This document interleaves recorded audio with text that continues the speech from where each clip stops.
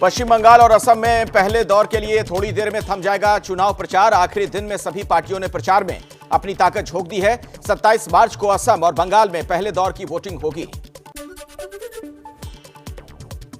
पहले दौर के प्रचार के खत्म होने से पहले गृह मंत्री ने एक बार फिर बंगाल के पुरुलिया और झारग्राम में हुंकार भर टीएमसी की सत्ता को चुनौती दी।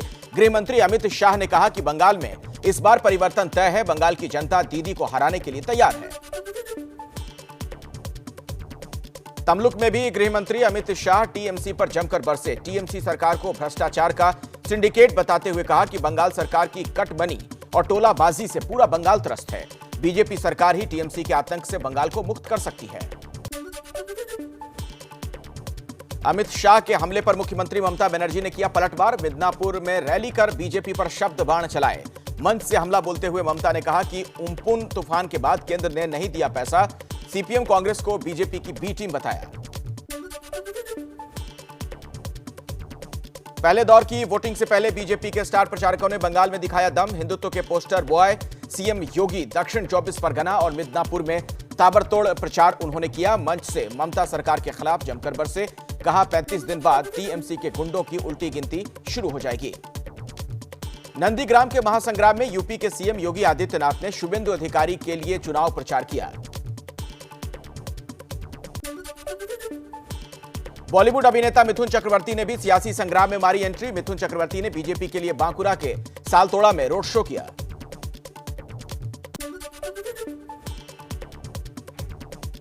बीजेपी के रक्षा मंत्री ने भी बंगाल में सियासी मैदान में ताल ठोकी। जौनपुर में रक्षा मंत्री राजनाथ सिंह ने रैली कर टीएमसी को मंच से चुनौती दी। कहा बंगाल की धरती पर अब कोई मां का लाल दुर्गा पूजा सरस्वती पूजा को रोक नहीं पाएगा।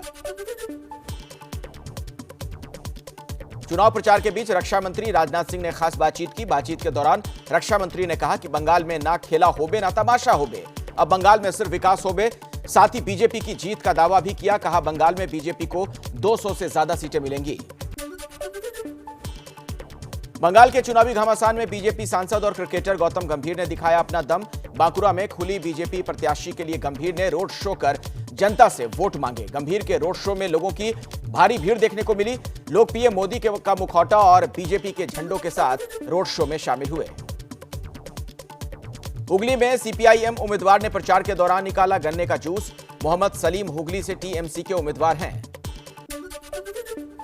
ममता बनर्जी की पार्टी के नेता शेख आलम का विवादित बयान। कहा अगर भारत के 30% मुसलमान साथ आए तो बन सकते हैं 4 पाकिस्तान। फिर 70% लोगों का क्या होगा। टीएमसी नेता की इस बयान से एक बार फिर बंगाल में चुनाव में एम फैक्टर और वोटों के ध्रुवीकरण की चर्चा गरमा गई है। बंगाल में नादिया के शांतिपुर इलाके में बीजेपी के एक कार्यकर्ता की हत्या का आरोप टीएमसी पर लगा है। बीजेपी ने इस हत्या के खिलाफ टीएमसी सरकार और पुलिस के खिलाफ मोर्चा खोल दिया है। बीजेपी ने हत्याकांड को लेकर शांतिपुर में 12 घंटे का बंद बुलाया है। कोलकाता में बीजेपी ने खोला पुलिस के खिलाफ मोर्चा। बीजेपी नेता की मौत को लेकर जाधवपुर पुलिस स्टेशन का घेराव कर प्रदर्शन किया गया। बीजेपी की महिला कार्यकर्ताओं ने बीच सड़क पर ममता और पुलिस के खिलाफ जमकर नारेबाजी की। भारत माता और बीजेपी के नाम के जयकारे भी लगाए। असम में बीजेपी की तरफ से सीएम शिवराज सिंह चौहान ने प्रचार का मैदान संभाला। गुवाहाटी में शिवराज सिंह चौहान ने कांग्रेस पर जमकर हमला बोला। शिवराज ने रैली में राहुल गांधी के नाम का मतलब भी बताया। कहा आर मतलब रिजेक्टेड, ए मतलब upset, H hopeless, you useless और एल मतलब लायर। राहुल की प्रतिक्रिया नहीं मिली है। पहले दौर की वोटिंग से पहले असम में एक बार फिर नागरिकता कानून का मुद्दा गरमाया। जोरहाट जिले में छात्र परिषद ने प्रदर्शन किया। बाइक रैली निकालने की कोशिश की। चुनाव आयोग ने मंजूरी नहीं दी। तमिलनाडु में जमकर प्रचार कर रहे हैं डीएमके के अध्यक्ष एमके स्टालिन। आज तिरुवन्नामलाई के रोड शो में जबरदस्त भीड़ उमड़ी। कोलतूर विधानसभा सीट से चुनाव लड़ रहे हैं स्टालिन। 6 अप्रैल को यहां होंगे मतदान।